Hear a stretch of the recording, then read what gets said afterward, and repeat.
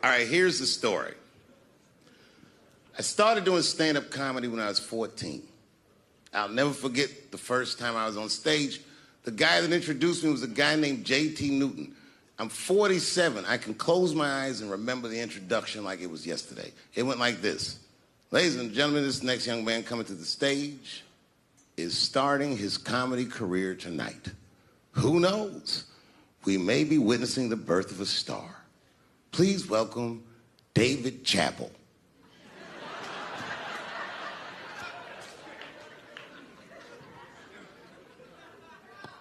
From the first time that I ever held a microphone, I was sure this was it. I knew I was home. I knew I had found my thing. And my God, man, I was a child. I got good. Matter of fact, I was good from the moment I started. And I'm not saying this to be a braggart. I'm telling you the truth. These old niggas was in awe of me. How is this little boy so poised? They used to say. I was. I mean, you know, I got better, but it started out good. About a year into it, when I was 15 years old, I had written a joke during the AIDS epidemic about having a Goodyear condom. Something, I don't even remember the joke. Something about an industrial strength condom by Goodyear. I just remember all the comedians really liked that joke. And there was an older comedian. And he came to me one night after the show, after he saw the joke, and he said, listen, I got an audition at another comedy club, and I was wondering, do you mind if I do that joke? I just want to borrow it. Now, I'm a kid. I don't know any better. I'm like, borrow it? Well, I guess, sure, if it'll help your career. I let him do the joke. And then weeks later, I was waiting to go on in a comedy club, and he went on before me, and he did the joke. And after the show, I pulled him aside, and I said, hey, man, I don't mind you borrowing my jokes, but you got to give them back. He said, oh, I forgot to ask you. He goes, let me buy that joke from you for $50. And I said, man, I'd do it, but I'm just starting out. I need all the material I can get. The idea being that the more material I can accumulate, the faster I'll be able to make money for my work. I said, I can't do it. I want my joke back. I'll never forget this. Remember, I was a 15-year-old child. This guy was a grown-ass man. He stood up over me so I could see how big he was. And he said to me, really? I can just take it. And he did. I got scared because I was a child. But I never forgot that. I never forgot that. I was 15 years old. I'm 47 now. I think about this guy all the time. When I look at my own kids and I see how young and innocent they are, I can't believe someone did that to me. And I don't think about it every day because that was the worst thing that happened to me. I think about it every day because that was the first time that someone ever did that to me. But in my career, it has happened many, many times since where someone would intimidate me or scare me and take something that I believe was mine. I'll tell you another story. Now I'm 18 years old. I'm living in New York City, and I just finished my first road tour, which was a very difficult tour. I'll spare you the details. Now I'm back in New York, but my rent is paid, thank God. And I have $60 to my name, and a woman that I had met in Pittsburgh, a bad Dominican bitch,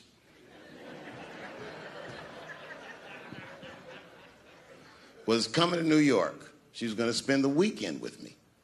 I couldn't wait for her to get there. She was coming that evening. But remember, I only had $60 for a whole weekend to entertain a bad bitch. Now, I'm walking through Greenwich Village, and I see something I've never seen before. 3-card Monte. You know what that is?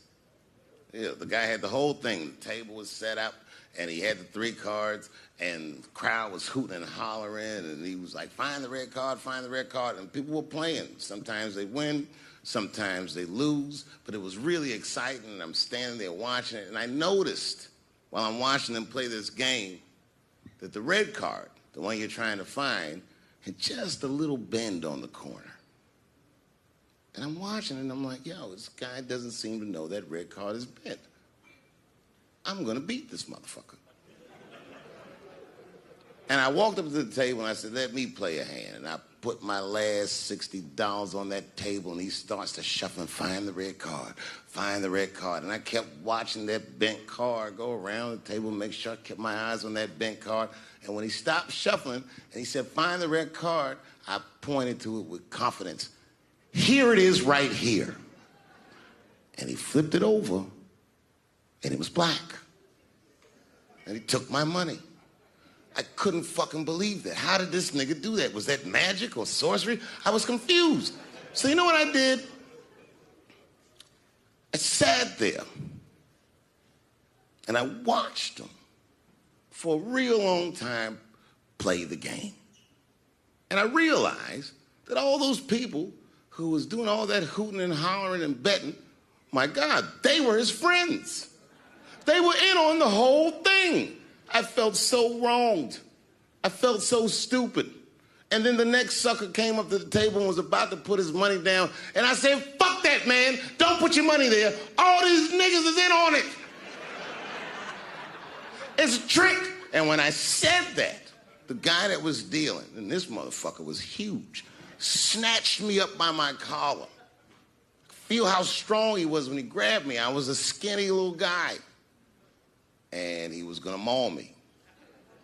The only reason he didn't, I'm sure, is because he saw the fear in my face. And that fear, he looked at me. I saw his eyes go from hard to soft. He softened. Then he looked at me like the way a father would look at a child. And he said to me, young man, don't ever come between a man and his meal. I never forgot that either. Most niggas would have to run the streets for years to learn a lesson that profound. It took me 2 seconds. Never get between somebody and their paper. Taking a man's livelihood away from him is akin to killing him. Do you know why Prince, the famous rock star that was a friend of mine, do you know why he called himself the artist when he came back? He calls himself the artist because that's what they call us in our contracts. Oh, these contracts are crazy.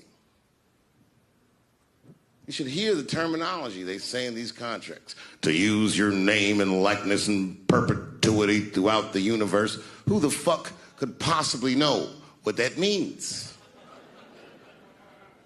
Nobody does. It's so complicated, in fact, that when you're a kid like me, you have to hire somebody to tell you what that means. And you sit down at a table and you do the contract game. And that's how I got with Comedy Central. I signed the contract. But I signed the contract the way that a 28-year-old expectant father that was broke signs a contract. I was desperate. I needed a way out. And it wasn't good money and it wasn't good circumstances. But what else am I going to do, I said. And all these white people sitting at that table told me, trust us, Dave, it's a good contract. And I looked around the table and they all seemed to agree it was a good contract. But what if it was like that game of 3-Card Monte? What if they were all friends and I didn't know it? And the bag of money was Iceberg's money in the first place. What was I talking about? What was I trying to tell you? Last week, 2 weeks ago, whenever it was, I called Lauren Michaels. And I tell them, okay, I'll do it. I'll do Saturday Night Live on election night. And the day I made that phone call, the day I committed to it, it gets announced that Netflix is streaming Chappelle's show. Not just Netflix. HBO Max is streaming it too. Let me tell you another story about HBO. No, hear me out. Did you know, before Chappelle's show was at Comedy Central, I pitched that show to HBO. I told them what I wanted to do. Now, these are executives. All they have to do is say, yeah, we'll take it, or no, thank you, we won't. But they didn't say either of those things. They went too far. They said, literally, what do we need you for? That's what they told me, as they kicked me out of the office. What do we need you for? And here we are, all these years later, and they're streaming the very show that I was pitching to them. So I'm asking them, what do you need me for?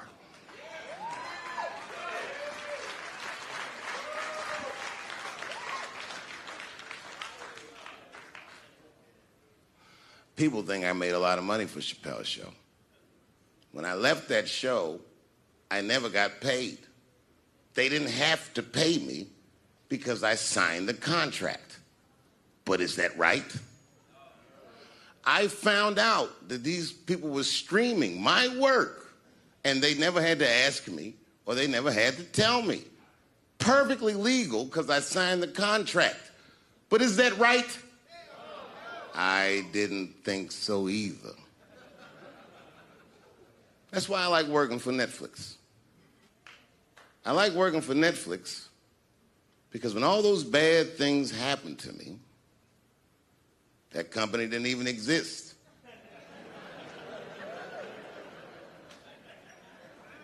And when I found out they were streaming Chappelle's show, I was furious. How could they not know? So you know what I did? I called them and I told them that this makes me feel bad. And do you want to know what they did? They agreed that they would take it off their platform just so I could feel better.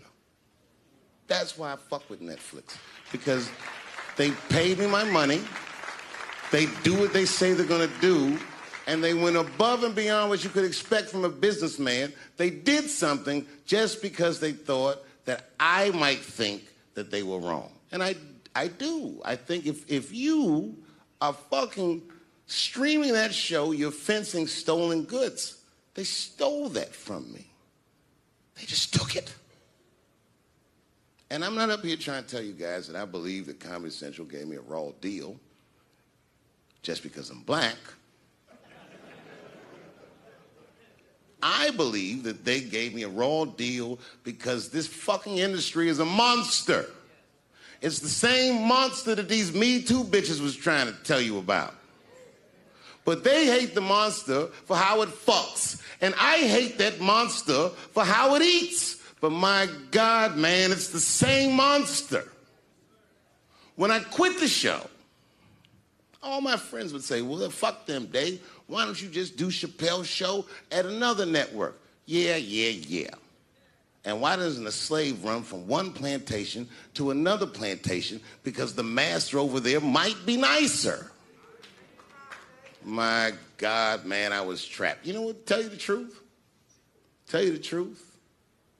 I've even thought about coming back and doing another Chappelle show. Well, but if I do, I can't call it Chappelle's show because my name and likeness is being used by them in perpetuity throughout the universe. It's in the contract.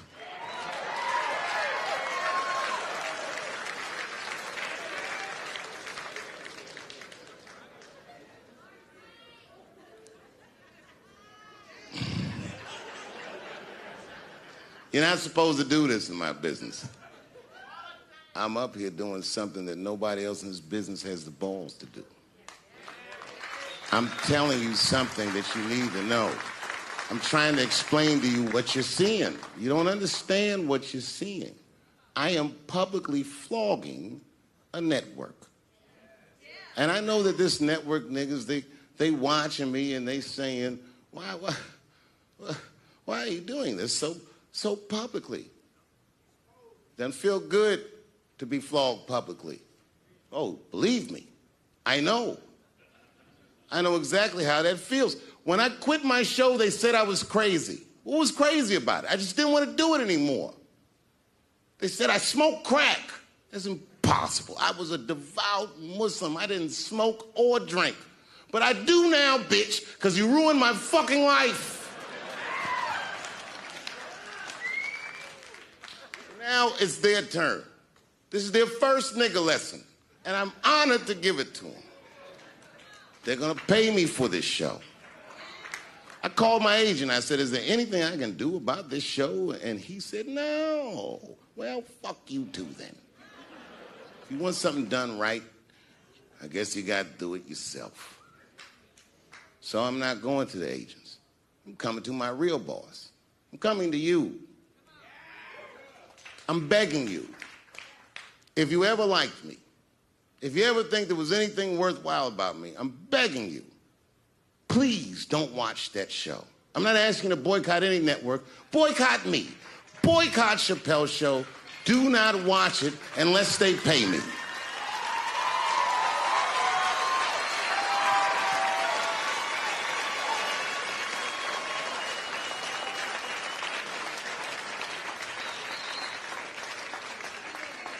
If you're a shareholder at Viacom, then I'm talking to you.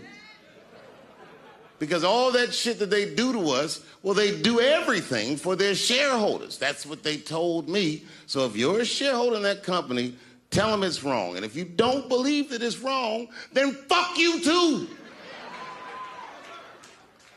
should know what's in the hot dogs you eat. Now, there's probably a bunch of people at Comedy Central and Viacom and all these places that have no idea what I'm talking about. They've all either quit or been fired or got Me Too'd or something. Them niggas is gone. And there's a whole bunch of new young people there, and they're probably looking like, what is he talking about? They may not actually know what the fuck happened to me. So I'll tell you what I'm talking about. Go downstairs to your accounting department, open the books, see what that show made, and look at what you paid me. That's exactly what I'm talking about. You're going to pay me. I am inviting you to come with me and work with me. And let's fight against that terrible, terrible feeling that you made me feel together. We can fight together and work this thing with Chappelle's show out. Or I can just take it. Thank you.